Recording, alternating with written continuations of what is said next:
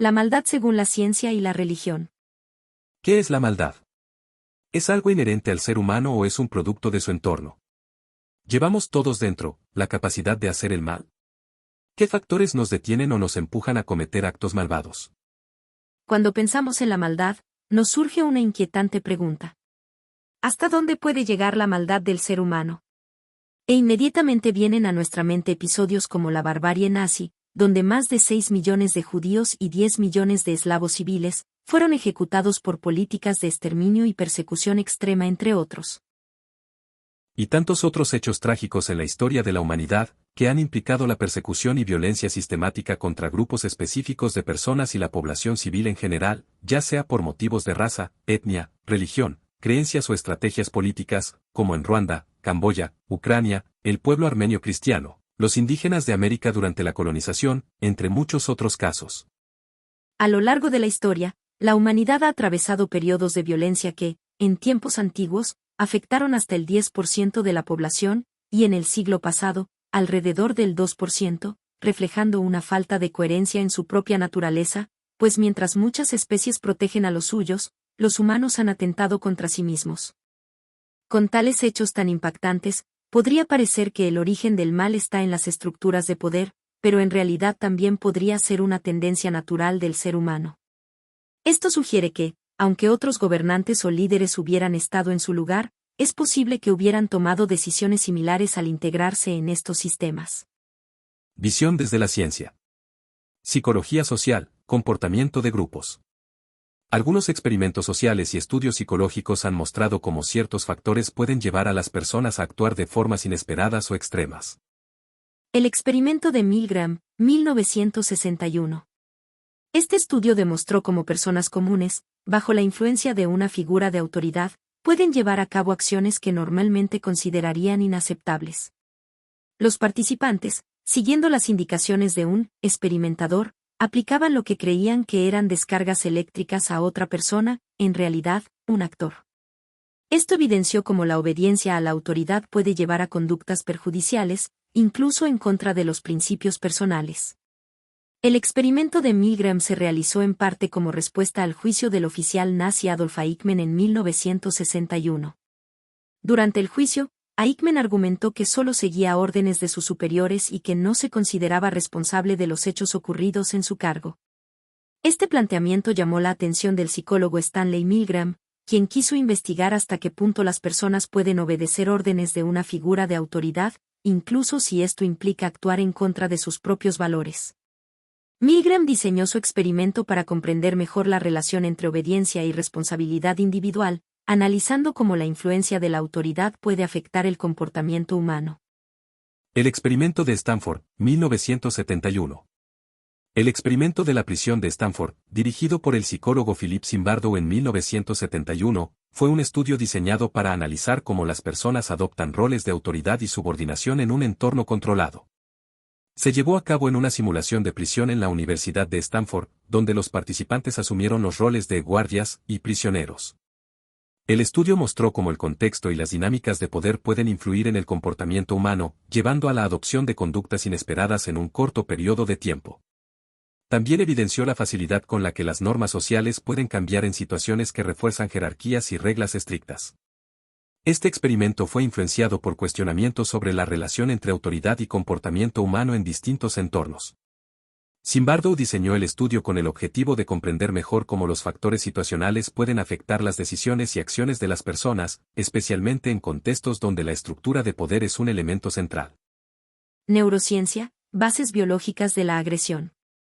La amígdala y el córtex prefrontal.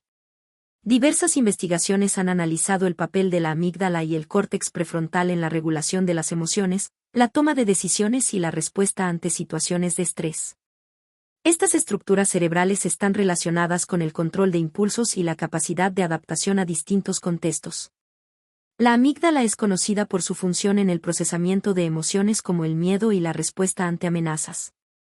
Algunos estudios de neuroimagen han observado que su actividad puede estar relacionada con reacciones impulsivas en determinadas circunstancias. El córtex prefrontal, por otro lado, está involucrado en la regulación de la conducta y el pensamiento reflexivo. La interacción entre ambas regiones es clave para la toma de decisiones en momentos de alta presión. Factores como el estrés, la calidad del sueño y el consumo de sustancias pueden influir en la conectividad entre la amígdala y el córtex prefrontal, afectando la capacidad de regulación emocional en diferentes situaciones. Neurotransmisores y regulación de impulsos. Los estudios en neurociencia han explorado el papel de los neurotransmisores en la regulación del comportamiento y las respuestas emocionales. La serotonina, por ejemplo, está relacionada con el equilibrio del estado de ánimo y la toma de decisiones. Algunas investigaciones han señalado que variaciones en los niveles de serotonina pueden influir en la forma en que las personas responden a estímulos externos, especialmente en momentos de frustración o presión. Factores como el descanso adecuado, la alimentación y el manejo del estrés pueden contribuir a mantener un equilibrio en la función de estos neurotransmisores. Sociología, condiciones estructurales y culturales. La teoría de la anomia de Émile Durkheim. Émile Durkheim, uno de los fundadores de la sociología, introdujo el concepto de anomia para explicar cómo la desorganización social y la ausencia de normas claras pueden llevar al desorden y al comportamiento dañino en una sociedad. Esto ocurre cuando las normas tradicionales, valores y creencias que regulan el comportamiento humano se debilitan o desaparecen. Este fenómeno suele surgir durante periodos de crisis económica, cambio social rápido o modernización, cuando las personas se sienten desconectadas de las estructuras sociales que antes les proporcionaban un sentido de propósito y dirección. La anomia se produce cuando la sociedad no logra proporcionar límites o normas claras para que las personas orienten sus deseos, aspiraciones y comportamientos. Esto puede generar un vacío moral y emocional que lleva a comportamientos destructivos, tanto a nivel individual como colectivo. Causas de la anomia. Cambios económicos y sociales rápidos, las personas sienten que sus esfuerzos no tienen recompensa. Desigualdad social, se genera frustración y alienación, falta de cohesión comunitaria, los individuos pueden actuar sin restricciones, persiguiendo sus intereses personales a expensas del bienestar común. En un estado de anomia, las personas pueden recurrir al egoísmo, la corrupción, el crimen o la violencia como respuestas a su desconexión y frustración. La teoría del etiquetado de Howard Becker y Edwin Lemmer. La teoría del etiquetado es un enfoque que analiza cómo los prejuicios, estigmas y etiquetas impuestas por la sociedad pueden influir en el comportamiento de las personas, perpetuando o incluso intensificando comportamientos considerados malos o desviados. Las personas etiquetadas como desviadas, inmorales, peligrosas, criminales, etc., son más propensas a internalizar esa etiqueta y actuar en consecuencia, creando un ciclo de comportamiento negativo. El estigma asociado con una etiqueta puede generar vergüenza, resentimiento o una sensación de desesperanza. Esto lleva a que las personas actúen de manera coherente con las expectativas negativas de la sociedad. Niños etiquetados como problemáticos, en la escuela suelen ser tratados de manera distinta por maestros y compañeros, lo que puede reducir su autoestima y aumentar conductas disruptivas. Las personas etiquetadas como adictos pueden ser estigmatizadas, lo que dificulta que busquen ayuda o sean aceptadas en sus comunidades. Antropología cultural, relativismo y normas sociales. Antropología interpretativa y cultural. El análisis de Clifford Geertz plantea que los sistemas de valores, creencias y normas culturales de una sociedad definen lo que se considera bueno o malo. Este enfoque se centra en cómo las culturas construyen e interpretan conceptos como la moralidad, la maldad y la justicia dentro de su propio marco simbólico y contextual. Esto implica que lo que una cultura percibe como malo no es una verdad universal, sino una construcción social que refleja sus prioridades, creencias y formas de organización. Lo que una sociedad considera malo puede ser visto como aceptable, necesario o incluso bueno en otra cultura. En sociedades guerreras, actos como la violencia contra enemigos pueden considerarse honorables. En culturas pacifistas, cualquier forma de agresión puede ser vista como profundamente inmoral. En culturas mediterráneas tradicionales, como en Sicilia, los códigos de honor han legitimado la venganza como respuesta justa a una ofensa, mientras que en otras culturas esto se consideraría inmoral. En sociedades indígenas, la justicia comunitaria busca restaurar la armonía en lugar de castigar, lo cual redefine la noción de culpabilidad y maldad. Un acto de rebelión puede interpretarse como malo para quienes detentan el poder, pero como un acto de justicia para los rebeldes. Visión desde el cristianismo. La visión del cristianismo sobre la maldad general de los seres humanos se centra en su interpretación teológica y moral del comportamiento humano, basándose principalmente en la Biblia y las enseñanzas de Jesucristo. Esta perspectiva aborda tanto la causa de la maldad como las soluciones para superarla. A continuación, se presentan los puntos clave. La maldad como alejamiento de Dios. Según esta visión, la maldad surge cuando el ser humano se aleja de Dios y de los valores espirituales que Él representa, como el amor, la justicia y la verdad. Se entiende que al apartarse de los principios divinos, el hombre pierde su guía moral y su propósito superior. Al alejarse de ellos, la humanidad queda vulnerable al egoísmo, la ignorancia y los impulsos negativos. La maldad proviene de las elecciones humanas o libre albedrío, que se hacen fuera de la voluntad de Dios y en oposición a sus mandamientos. Cuando el ser humano prioriza sus propios deseos egoístas sobre los valores divinos, cae en la transgresión moral. Este alejamiento genera vacío espiritual, desesperanza y comportamientos destructivos, tanto para la persona como para la sociedad. La falta de amor y compasión es vista como la raíz de muchas acciones dañinas. El cristianismo sostiene también la influencia del maligno, quien, según las Escrituras, busca apartar a la humanidad de Dios y llevarla por el camino del error y la oscuridad. Conversión personal. Los cristianos son llamados a la conversión constante, es decir, a reconocer sus fallos, arrepentirse y buscar un cambio de vida mediante la fe y las obras. Mateo 4:17, arrepiéntanse, porque el reino de los cielos está cerca. El reino de los cielos no es simplemente un lugar en el más allá, sino una realidad presente y activa. Jesús vino a anunciar que la realeza de Dios estaba comenzando a manifestarse en la tierra, a través de su vida, enseñanzas y milagros. El reino de los cielos está cerca, porque la presencia de Dios, a través de Jesucristo, está al alcance de los seres humanos. Dios se está revelando a través de su Hijo y está comenzando a transformar el mundo. La conversión personal es un concepto central en el cristianismo y se entiende como un proceso continuo de transformación espiritual y moral, mediante el cual el creyente busca alinearse con la voluntad de Dios y vivir según los principios del Evangelio.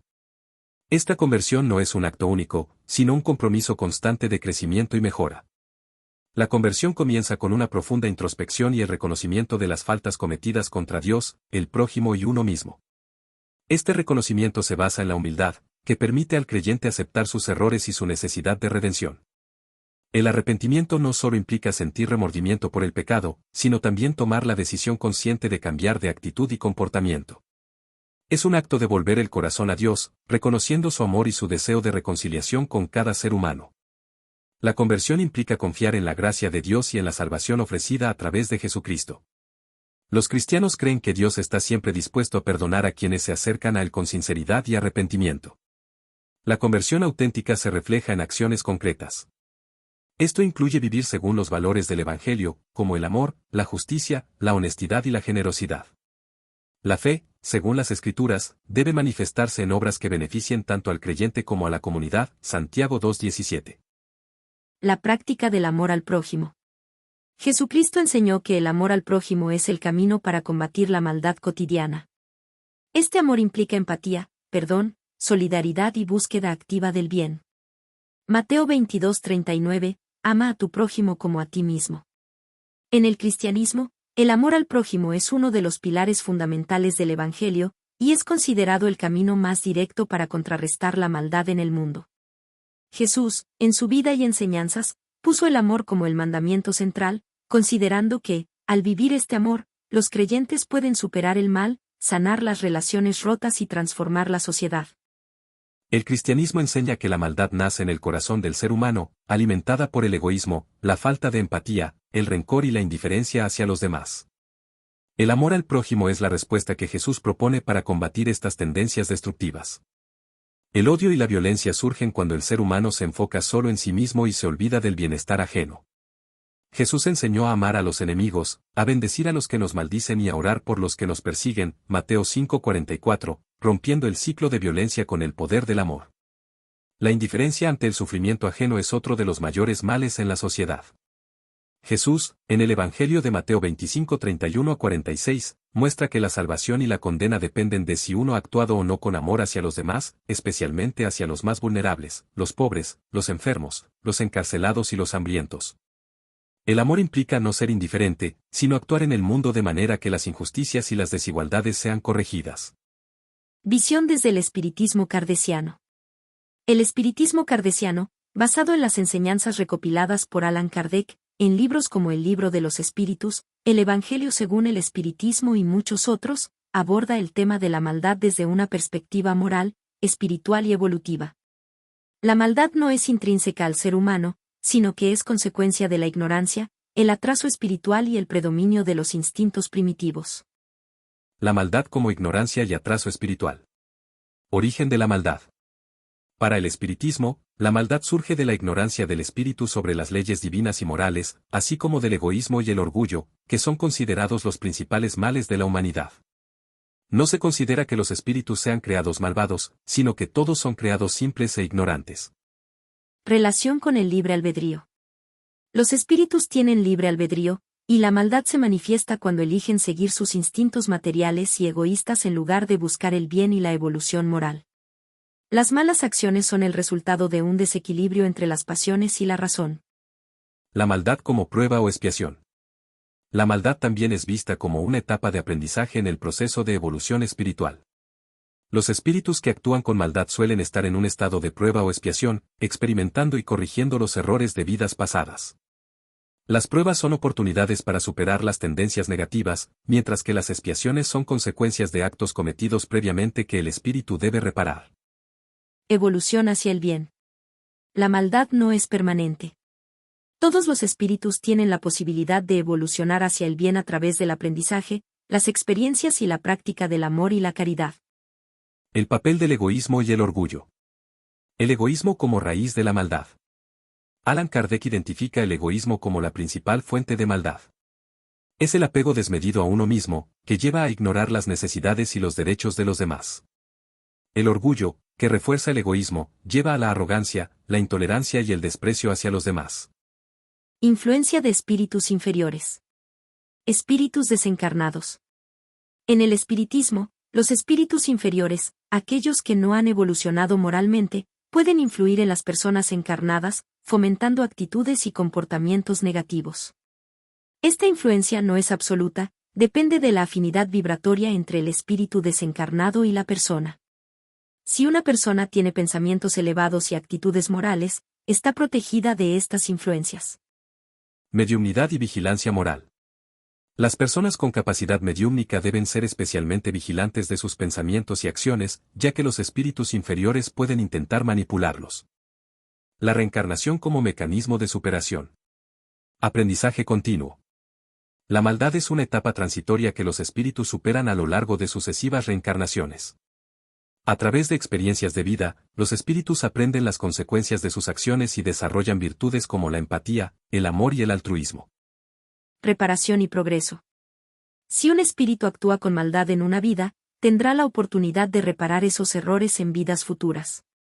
Este proceso es una forma de justicia divina que permite la redención y el aprendizaje. La importancia del amor y la caridad. El antídoto contra la maldad.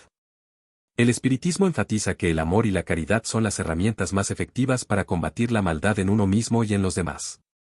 Practicar la caridad, en pensamiento y acción, ayuda a disipar el egoísmo y el orgullo, que son las raíces de la maldad. Transformación moral.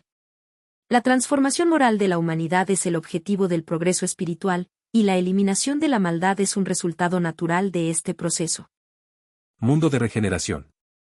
La humanidad está destinada a evolucionar hacia un mundo de regeneración, donde el bien predomine y la maldad sea una excepción. El espiritismo kardeciano ve la maldad como un estado transitorio y superable que forma parte del proceso de aprendizaje y evolución espiritual. A través del esfuerzo individual por mejorar moralmente, la práctica de la caridad y el amor, y la reencarnación como herramienta de reparación, los espíritus avanzan hacia un estado donde el bien prevalece y la maldad desaparece. Este enfoque optimista destaca la perfectibilidad del ser humano y la justicia divina como base de la existencia.